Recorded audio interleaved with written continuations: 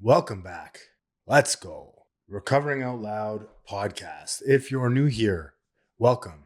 If you are returning, thank you. We are got a lot of new listeners recently, and it was as a result of a reel that I posted on Instagram going decently viral and getting a few views or so. I'm going to try and stay humble here. Also, it doesn't matter. Like, it's fucking social media. I have to keep reminding myself that I views and likes, and it's easy for me to say that they don't mean anything to me because I do care. Let's be honest. You know, I'm an addict. I'm a people pleaser. I care about what other people think of me. I want you to like me. I want you to think that I'm right. I sometimes need you to think that I'm right about addiction and about things. And I'm no expert in this field, but I have my experience. And I like to be right. I think that I'm right about a lot of things, So my biggest problem today is I'm right. I always say that. But I posted a reel about doing Friday cocaine versus Sunday cocaine, and it got quite a bit of attention. A lot of people were commenting on the birds being a horrific traumatic experience for them, and they were thanking me for bringing them back their PTSD. And I got a lot of comments of people saying, hey man, this isn't coke. You got bad coke. I'm a fucking pro drug user over here and you got bad coke. That's not true. If you do enough stimulants, meth or cocaine, if you do enough cocaine, you will see the shadow people eventually. You will hear things. You will be paranoid and think that there are police officers outside your house when you know that there are not. You will think people are coming inside your hotel room to kill you, thus causing you to peek out the windows and blinds, and or in my case, when I was in hotel rooms, peek out the peepholes on the hotel door rooms.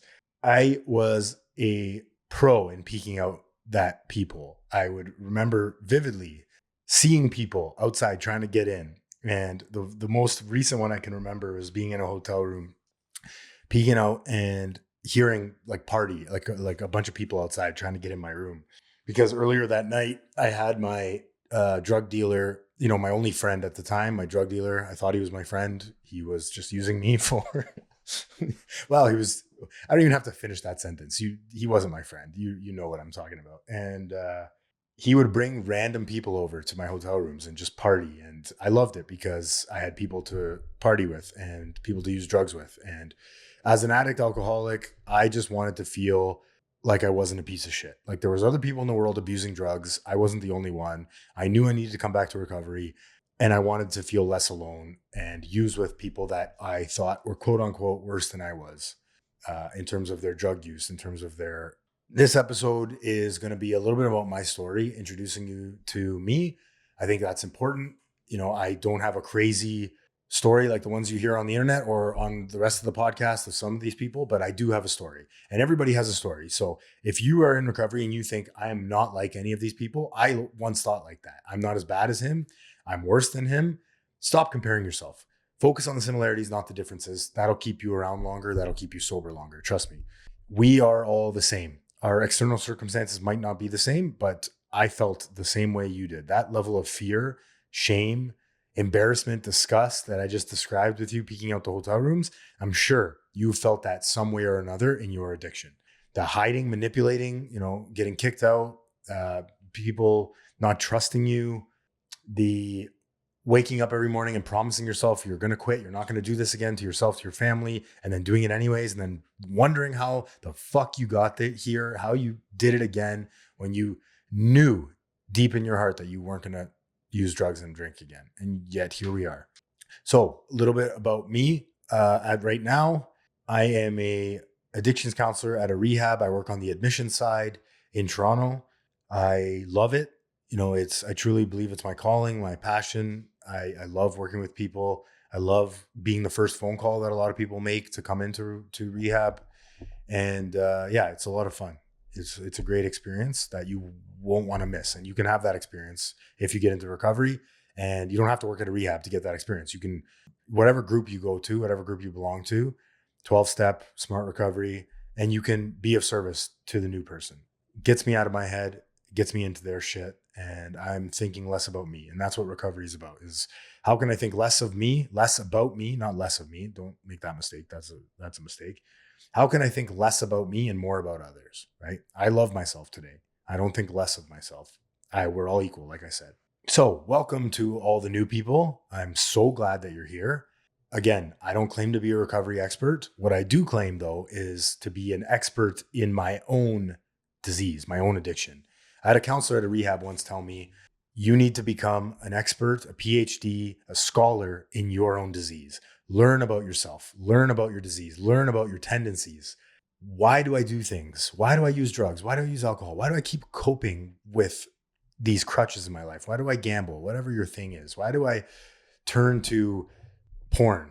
Whatever your thing is, know yourself. And then once you know yourself, you can love that true self, accept that true self, and move on and help others. My journey, let's go back to 2012. 2012, I was about 20 years old.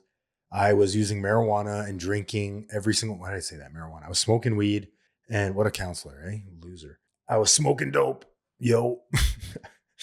I was smoking weed and drinking pretty much every day. At this point, if anybody remembers poppers, these things in Canada, in the area that I'm from, in Toronto, we called them poppers. It's where you put a little bit of tobacco mixed with, out of a cigarette, which is disgusting, in a bong pipe with weed dabbed on top, and then you clear the whole thing in one shot. So bad for you.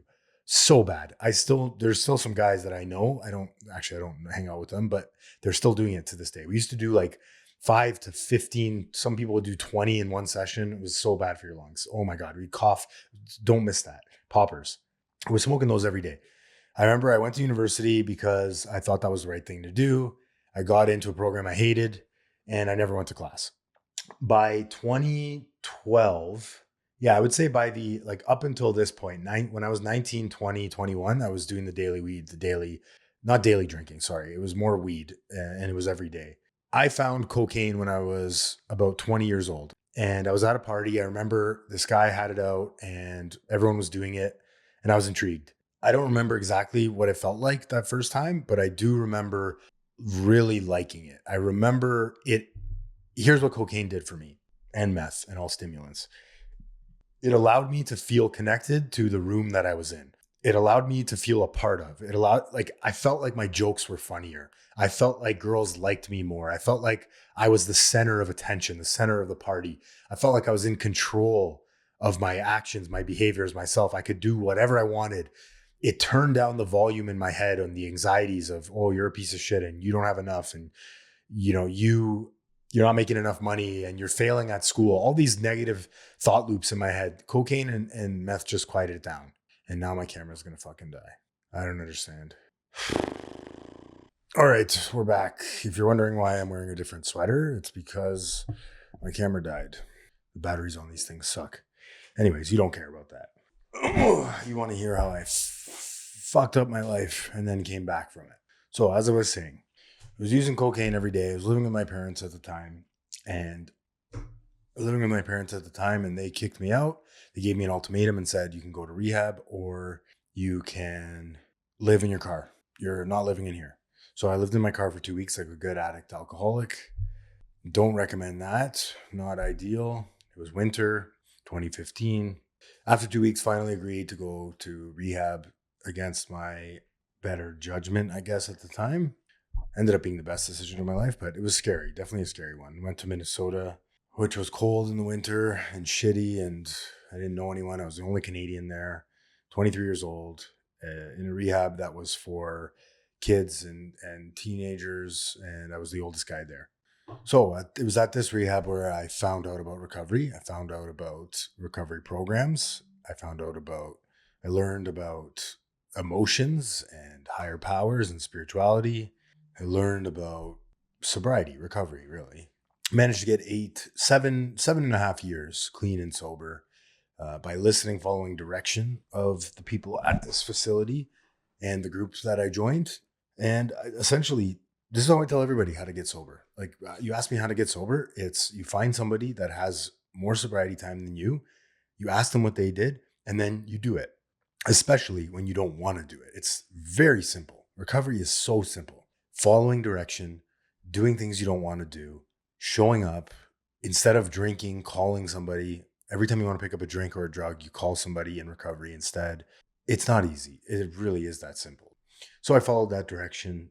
I bought my first home. I had a lot of good things happen to me in recovery that I couldn't have planned. I couldn't have materialized. I couldn't have imagined before I got sober. I bought my first home in recovery. I met my wife, the love of my life, my best friend today in recovery. I got promoted at work many times. I had the job of a lifetime. And I was 23 years old, managing a team of guys in a corporate setting. A lot of imposter syndrome happening at that time in my life, but amazing things can happen if you get sober and practice a recovery program. Truly amazing things. You always hear people say, I would have sold myself short if I lined up the things that would have happened to me. And material things are great, but there's a lot more intrinsic things, internal things that get repaired. Relationships are one of them. Feeling good about yourself, loving yourself, being able to be self-aware and aware of your emotions and your natures, your tendencies, your actions in the world and how they affect others. Having a recovery practice is truly a beautiful gift. I hope you get to experience it. So, question that everybody always asks, how did you relapse after 7 years?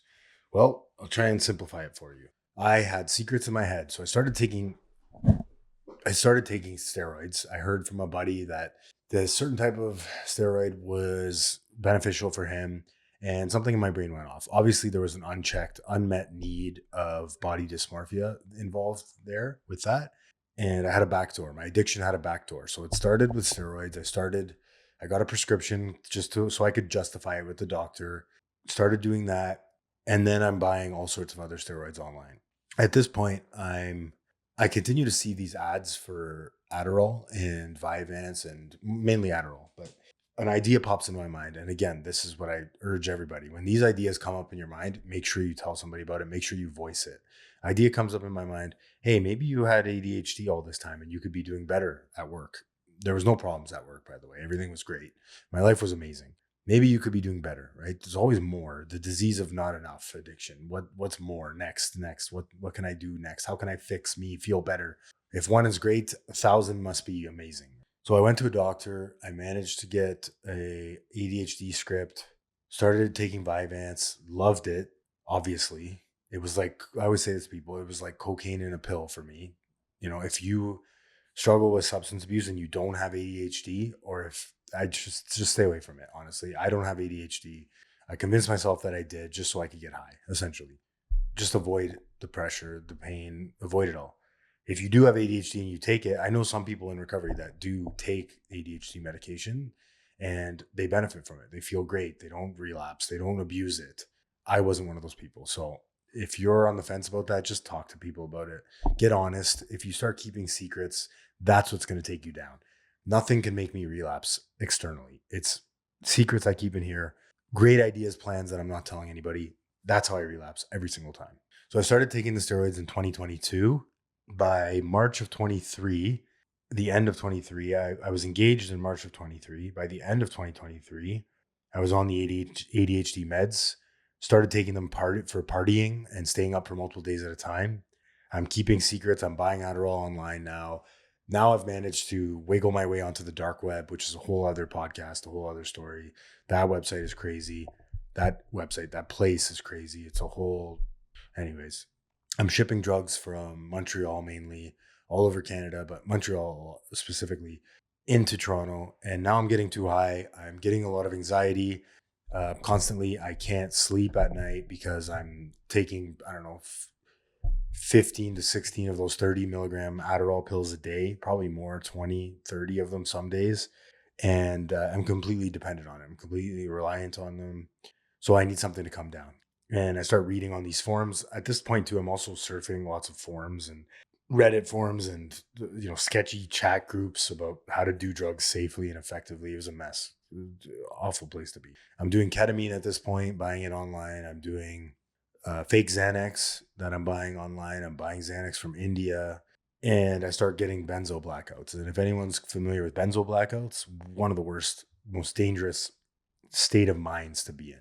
I'm driving in blackouts. It's one of those drugs that makes you feel like you're not high while you're high, which is extremely dangerous. there's this false perception of sobriety. Really, that's one of the side effects of taking Xanax and benzodiazepines. So by May of 2024, I end up in my second rehab in Utah, and don't really go willingly. Get an ultimatum from my wife, end up going. I come out of there, I do 30 days in there because I'm supposed to get married that year. End up showing up to the wedding, getting married. Don't drink on my wedding day, which is a miracle and a gift in of itself. But I'm not taking my recovery seriously at this point.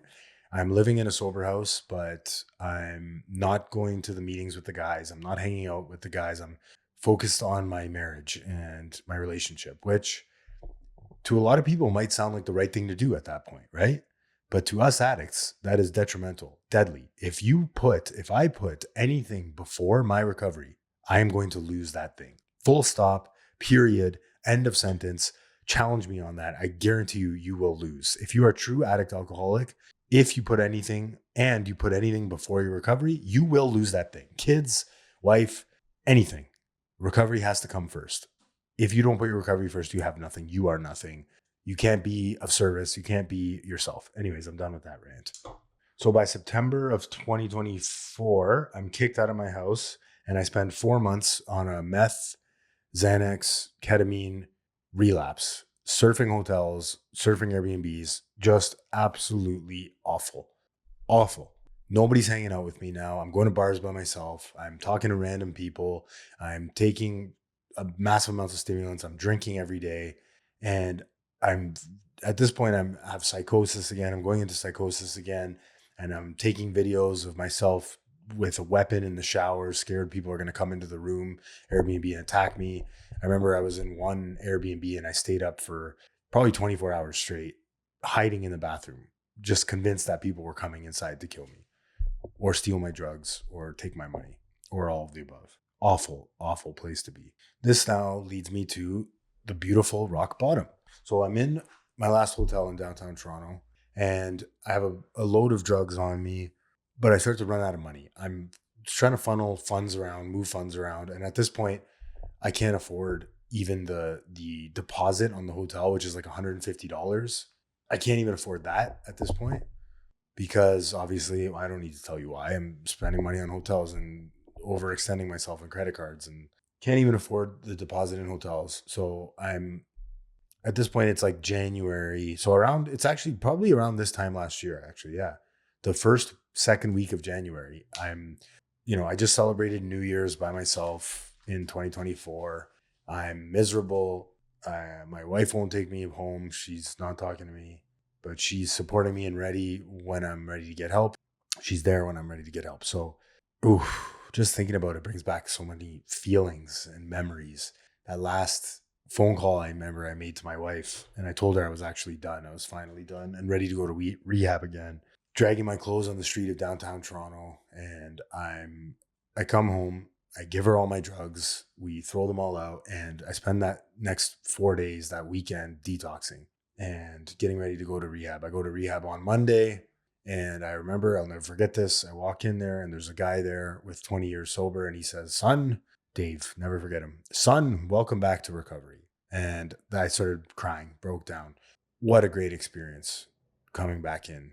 Not the relapse, and beforehand, that was awful, but coming back into recovery has been a blessing, a gift. I mean, I need to be here because there's really no middle ground for me. I'm either in the streets using by myself, drinking by myself, or I am with you guys recovering and sharing my message of experience, strength, and hope, and hopefully helping one person. It was in this last rehab in January of last year that I got the idea to do this podcast and to do the social media. And it's been amazing, honestly. I've gotten so many messages from you guys. I appreciate it. So many people around the world in recovery sharing their stories with me. It's beautiful. It truly is beautiful. And I started this initiative. I got the idea from a counselor in my rehab. He had a podcast and I got the idea from him. Started it with a buddy of mine. Buddy of mine has since dropped off and gone on to do other things. And so I've carried the message, carried the torch of doing this thing. I enjoy it. Like I said, I love hearing from you guys and the feedback and hearing the stories. I've heard some of the most fucked up, triumphant struggles of people making it back. A guy messaged me last week and said, hey, I'm going to jail next week because of my DUIs. I have so many DUIs and drinking and driving, but I'm celebrating 4 months sober. Like, what? Insane. How does one, it blows my mind. And I know how, because it's better to stay sober than it is to drink through that. A lot of people in that situation would say, fuck it, I'm going to jail anyways. What's the point? When you get to the point of drinking and using like we do, there is no enjoyment in it. It's not fun anymore, right? So I fully understand when people go through hard things in life and stay sober. There's nothing worth drinking over. If I have a problem and I pick up a drink to solve that problem, now I have 2 problems. Then I go on a bender, get back into drugs, and I have many more problems. And I don't know what's going to happen. I'll be honest. I have a good idea, but I don't know exactly what's going to happen if I pick up a drink or a drug today. So that's a little big bit. I don't even know what the fuck I'm saying. I can't talk. I'm tired today. I didn't really want to continue to do this after the camera died, but here we are. That's a little bit from me and my story. A lot more to come. I'm doing a lot more of the skits with my friend Chloe. She's amazing. A lot more podcasts to come. I'm going to do some more with some more of my friends. I really enjoy those ones. But yeah, if you're new to recovery, stick around. And if you've been around a while, thank you for carrying the message and being here. I hope that I can help you, because the most sober person is the one that got up earliest this morning. I'm sure you've heard that before. Some of you have heard that before.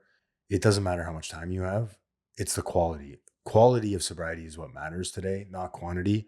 I've wavered in my life between having strong recovery and falling off the spiritual beam and having subpar recovery. The beautiful thing about this recovery journey is the minute you fall out of those good habits, those good routines, talking to God, spirituality, whatever your routine looks like, it's so easy to jump right back on the horse.